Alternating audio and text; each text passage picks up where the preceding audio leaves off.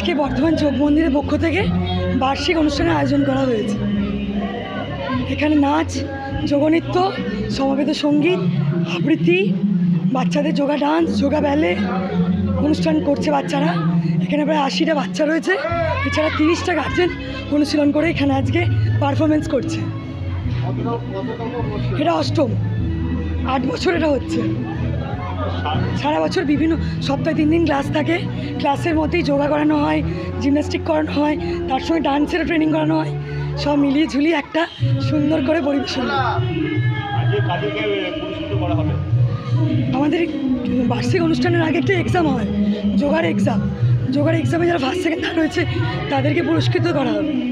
তাছাড়া সমস্ত যারা পারফরমেন্স করছে সবাইকে সংবর্ধনা দেওয়া হবে। মাননীয় এমএলএ স্যার, বিভিন্ন কমিশনাররা, বিভিন্ন সমাজসেবকরা, বিবেকানন্দ সেবক সংঘের সভাপতি, এনারা এসেছিলেন। আমি জয়িতা সেন, যোগ মন্দির।